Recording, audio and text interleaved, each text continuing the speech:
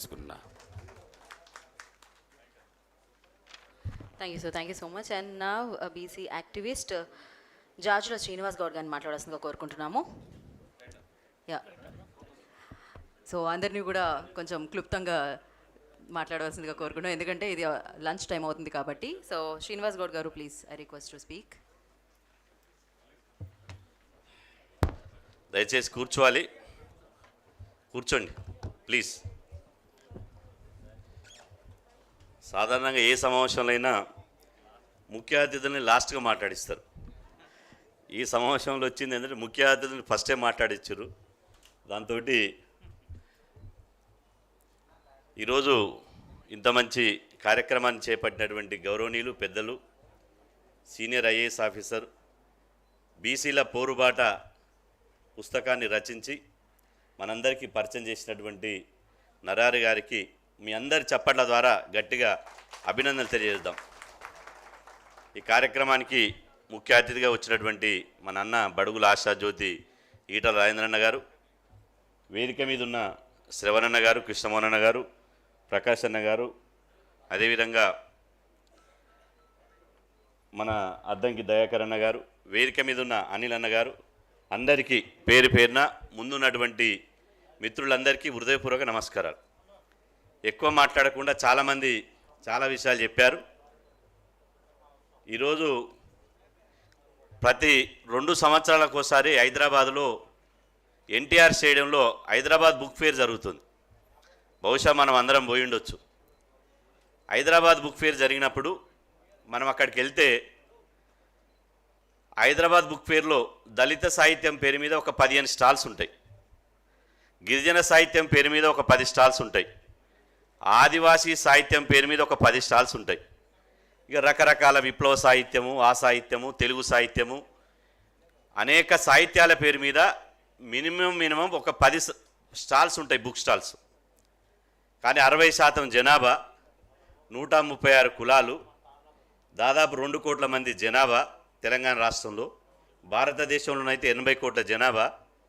Hyderabad book ఫేర్లో BC సాహిత్యానికి సంబంధించినటువంటి book stall ఒక్కటి కూడా లేదు. ఇది ఆలోచించాలి, ఎందుకు లేదు? మన దాంట్లో బీసీల సాంస్కృతిక జీవన విధానం మీద కానీ, వృత్తుల మీద కానీ, రిజర్వేషన్ల మీద కానీ, మన చరిత్ర మీద కానీ రాయాల్సినటువంటి కవులు, రచయితలు వాళ్ళు వేరే సాహిత్యం రాస్తారు. పుట్టిన కులాన్ని, పుట్టిన జాతిని గురించి రాయాల్సినటువంటి కవులు, రచయితలు ఒకరు అరసమని, ఒకరు విరసమని, ఒకరు ఇంకోరని, ఒకరు తెలంగాణ సాహిత్యం అని, ఇంకొకరు ఇంకొక సాహిత్యం అని పేజీలు రాశారు. పేపర్లలో చాలామంది రోజు ఆంధ్రజ్యోతి చూసినా, ఈనాడు చూసినా, సాక్షి చూసినా, వెలుగు చూసినా బీసీలు రాసిన ఆర్టికల్స్ చాలా తక్కువ. ఇతరులు రాసినటువంటి ఆర్టికల్స్ రోజు వస్తుంటాయి.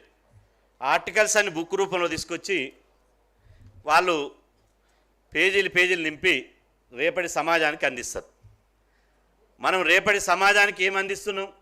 ఒక పూలే, మహాత్మా జ్యోతిబా పూలే గులాంగిరి పుస్తకం రాస్తే కొద్దో గొప్ప అది తప్ప మనం బీసీ సమాజానికి అంబేద్కర్ గారు కుల నిర్మూలన పుస్తకం కానీ చాలా పుస్తకాలు రాసిండు. ఆ సాహిత్యమే తప్ప ఇంకో సాహిత్యం లేదు. మన సాహిత్యం మనకు లేనప్పుడు, మన పుస్తకాలు మనకు లేనప్పుడు మన పిల్లలు ఎక్కడ చూస్తారు? మన పిల్లలు క్రికెట్ ఆటలకు, లేకపోతే ఫోన్లలోనో రకరకాలుగా చూస్తుంటారు. కానీ కవులు, రచయితలు చేయలేని పని ఇలా ఆన్ డ్యూటీలో ఉండి కూడా ఒక ఐఏఎస్ ఆఫీసర్ అయినా కూడా ఈ పుస్తకాన్ని అద్భుతంగా మన బీసీలకు అందించినటువంటి నరారు గారికి ప్రత్యేకంగా ధన్యవాదాలు తెలియజేస్తూ, ఈరోజు ఒక విషయం, నేను బస్ యాత్ర చేసినప్పుడు ఉస్నాబాద్కు పోయినా. ఉస్నాబాద్లో బస్సు యాత్ర అవుతుంది. బస్సు యాత్ర అయినప్పుడు గ్రామీణ ప్రాంతానికి సంబంధించిన ఒక పెద్ద ఆయన వచ్చాడు, ముసలాయన. అయ్యా, నువ్వు బీసీ నాయకుడు వేనా అంటే అవునయ్యా. మాట్లాడిన తర్వాత అన్నీ విన్నాడు. నేను చెప్పిన 60% జనాభా మాది ఉంది, 60% ఉన్నోడు అడుక్కునుడేంది, 60% ఉన్నోడు ఇచ్చుడేంది అని నేను అడిగిన. నా స్పీచ్లో మాట్లాడిన. ఆయన అన్నీ మాట్లాడినవి బాగానే ఉందయ్యా, ఒకటి అడుగుతా అన్నాడు.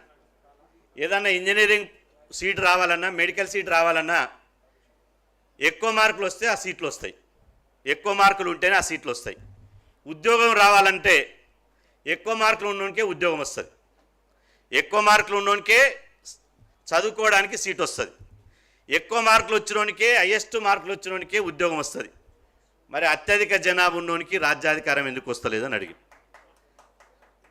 అత్యధిక జనాభా ఉన్నటువంటి 60% మనం, ఎస్సీ ఎస్టీ బీసీ మైనార్టీలు కలుపుకుంటే 90% మనం ఉన్నాం.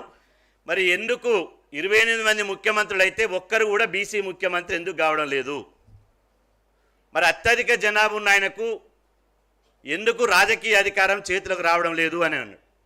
అంటే మన బీసీ మీటింగ్లను, ఇతర కులాల మీటింగ్లను ఒకసారి మనం పరిశీలిస్తే, మన బీసీ మీటింగ్లు, కుల సంఘాల మీటింగ్లు ఎక్కడ పెట్టినా 90% వినత్పత్రాలతో సరిపోతుంది. రవీంద్ర భారతిలో రాజకీయంగా ఉన్న వాళ్ళు మాట్లాడాలంటే కొంత ఇబ్బంది. నాకేమి ఇబ్బంది ఉండదు, నేను ఓటు అడిగేది ఉండదు. నేను రేపు రాజకీయాలలో చేయి చాపి ఎవరిని అయ్యా అప్ప అని దండం పెట్టేది ఉండదు. రెడ్ల మీటింగ్ పెడితే మీరు చూడండి, జేసీ దివాకర్ రెడ్డి, కమ్యూనిస్టులు ఉన్న రెడ్లు, కాంగ్రెస్ ఉన్న రెడ్లు, బీజేపీలు ఉన్న రెడ్లు, టీఆర్ఎస్ ఉన్న రెడ్లు రవీంద్ర భారతిలో మీటింగ్ పెట్టి వాళ్ళ పిలుపు ఒకటే పిలిపించరు, గంటల తరబడి ఉపన్యాసాలు ఇవ్వలే. వాళ్ళు రెండు నినాదాలు ఇచ్చారు. ఒకటి, ఈ దేశానికి రాష్ట్రపతి నీలం సంజీవరెడ్డి అయ్యాం. అదేవిధంగా ఈ రాష్ట్రానికి ఈ ఖమ్మంలో, ఈ వెల్మోల్లో 2, ఖమ్మంలో 6, బాపనోల్లో 2 తప్పించి మొత్తం ముఖ్యమంత్రులు మనమే. ఇక మిగిలింది ఏముంది? ప్రధానమంత్రి సీటు ఉంది. ప్రధానమంత్రి సీటు మీద రెడ్డిని ఎట్ట కూర్చోబెడదామో ఆలోచించండి అని పిలిపించారు. ఆ తర్వాత ఏ పార్టీ అని ఇవ్వని, అది దొంగల పాట, లంగల పాట మనకు అనవసరం, గజ దొంగల పాట మనకు అనవసరం. కానీ ఒక రెడ్డోనికి ఏ పార్టీ అయినా టికెట్ ఇస్తే వాడు ఎడ్డోడా గుడ్డోడా కాదు. రెడ్డి సోదరులారా, వాడు ఎడ్డోడా గుడ్డోడా అని చూసుకోవద్దు, వాడు రెడ్డోడా కాడని చూసుకోండి, ఓటు గుద్దండి, మనోని చట్టసభలకు పంపేయండి, అప్పుడే మన రాజ్యం వస్తుందని వాళ్ళు పిలిపించారు. ఖమ్మోలు మీటింగ్ పెట్టిరు. ఖమ్మోలు మీటింగ్ పెట్టి ఏం చేశారు తెలుసా? భారతదేశం అంతా పరిపాలించడం, జర్రైతే మన వెంకయ్య నాయుడు రాష్ట్రపతి అయ్యేటోడు, కానీ నరేంద్ర మోదీ గారు పాపం పెద్ద ఆయన సోషల్ ఇంజనీరింగ్లో భాగంగా ఒక ఆదివాసీ బిడ్డకు రాష్ట్రపతి ఇచ్చిండు. అది పోయింది. జర్రైతే పోతుటి ముఖ్యమంత్రులం అయ్యాం, అన్నీ అయ్యాం. కానీ మనం ఇప్పుడు భారతదేశాన్ని కాదు పరిపాలించేది, ప్రపంచాన్ని శాసిస్తున్నటువంటి అమెరికాను మనం శాసించాలి అని చెప్పి వాళ్ళు ఒక పిలిపించారు. అందుకోసం అమెరికా ఎన్నికల్లో కమలా హారిస్ అని ఖమ్మామని నిలబెట్టారు. ఇప్పుడు చూడండి, మీరు పేపర్లలో, నేను పేపర్ల పేరు చెప్పను కానీ మళ్ళీ రాసే వార్తలు కూడా రేపు రోజు రాయరు నాకు పేపర్లు. ఏమని? తెలుగు అమెరికాలో సెనేట్లో ఉన్నాడు మనవాడే, మనవాడే అంటే ఓడు వాళ్ళ కులపోడే, అండ్లో ఉన్నాడు మనోడే, ఇంట్లో ఉన్నాడు మనోడే. చివరికి కరోనాలో రాజేందర్ అన్న కుటుంబ సభ్యుల కంటే ఎక్కువ కష్టపడి మనం బతికించాడు, అది వాస్తవం. కరోనా ఇంజెక్షన్ కనిపెడితే దానికి ఎంత పని చేసిందో ఏమైందో మళ్ళీ గుండెపోట్లు వస్తున్నాయి మనందరికీ తెలుసు. కూర్చున్నట్టే పోతున్నాడు. ఆ ఇంజెక్షన్ కనుగొన్నది కూడా మనోడే, మన ల్యాబే అని చెప్పారు. అంటే వాళ్ళు అంత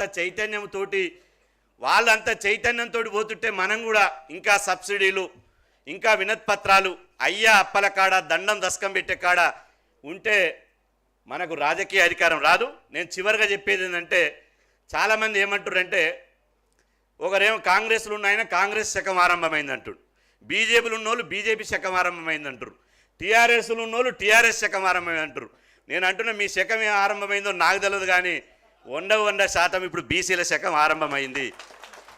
2009లో చూసుకోండి, 100% బీసీ ముఖ్యమంత్రి కాబోతున్నాడు. ఎవరైనా సరే 100% బీసీ ముఖ్యమంత్రి కాబోతున్నాడు. కాబట్టి మనమేం చేయాలి? పుండు ఒకరికైతే ఆయింట్మెంట్ ఇంకొకడ రాయద్దు. పుండు దాసోత్సవం కన్నా అయితే ఆయింట్మెంట్ కృష్ణమోహన్ రావు కన్నా రాస్తే తక్కువ అవుతుందా? కడుపు నొప్పి నాగులేస్తే ప్రకాష్ అన్నకు మందు కోలేస్తే తక్కువ అవుతుందా? మనము పార్టీలు జెండాలను పక్కన పెట్టాలి. దయచేసి పార్టీలు జెండాలు మనవి కావు. ఇప్పుడున్న రాజకీయ పార్టీల అగ్రకులాల నాయకులను చూసుకోండి. ఒక రెడ్డి 8 పార్టీలు మారిండు తెలంగాణలో, 8 పార్టీలు. మళ్ళీ వాళ్ళ కొడుకులను తీసుకొచ్చారు. ఒక కమ్మ 6 పార్టీలు మారిండు.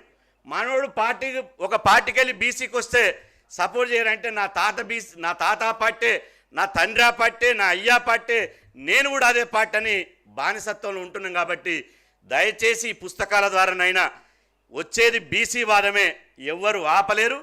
ఎవరు అడ్డుకున్నా కూడా అందరూ, ఎందుకంటే పిసిసి అధ్యక్షుడు మహేష్ అన్న కూడా చెప్పిండు ఖచ్చితంగా బీసీ ముఖ్యమంత్రి అవుతాడని. అంటే ఆయన అర్థమైంది ఖచ్చితంగా వచ్చేసారి పెద్ద పదవి అన్నాడు, తర్వాత ముఖ్యమంత్రి పదవి అని రెండోసారి అన్నాడు, వచ్చేది బీసీ వాదమే అన్నాడు. ఆల్రెడీ నరేంద్ర మోదీ గారు లాల్ బహదూర్ స్టేడియంలో లక్షల మంది సాక్షి చెప్పిండు తెలంగాణ గడ్డకు ఒక బీసీ ముఖ్యమంత్రిని అందిస్తా అని చెప్పి. కాబట్టి కాంగ్రెస్ మహేష్ అని ఏం చెప్పిండు, ఇప్పుడున్న రేవంత్ రెడ్డి గారే చివరి ముఖ్యమంత్రి అని చెప్పకనే చెప్పిండు. కాబట్టి ఈ పార్టీ అయినా ఆ పార్టీ అయినా ఏది ఏమైనా మనం ఐక్యంగా ఉంటేనే, సంఘటితంగా ఉంటేనే, దయచేసి పార్టీలను పక్కన పెట్టి మన హక్కుల కోసం పోరాడితేనే ఇవాళ ఖచ్చితంగా మన రాజ్యాధికారం వస్తుంది. మన రాజకీయ అధికారం వచ్చిన తర్వాత తమిళనాడు చూసుకోండి, స్టాలిన్ గారు ఎప్పుడన్నా వినతిపత్రం పట్టుకుంటాడా? అక్కడ తమిళనాడులో అగ్రకులాలు ఏమడుగుతున్నారు, మా జనాభా దామాసి ప్రకారం మాకు మంత్రి పదవులు ఇవ్వండి అని తమిళనాడు అడుగుతున్నారు. బీహార్లో అదే అడుగుతున్నారు.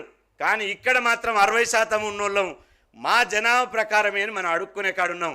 అడుక్కోద్దిగా రాజకీయాలను శాసించాలి, శాసించే దిశగా మనం అందరం పోవాలని చెప్పి సందర్భంగా తెలియస్తూ మరొకసారి ఇంత గొప్ప పనిచేసినటువంటి నరహర్ సార్కి ప్రత్యేకంగా అభినందనలు తెలియజేసుకుంటూ సెలవు తీసుకున్నాను.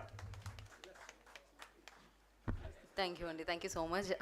వన్స్ అగైన్ ఈటెల రాజేందర్ గారికి ప్రత్యేకమైన కృతజ్ఞత తెలియజేసుకుంటున్నాం. ఒక్క నిమిషం, ఇంకొక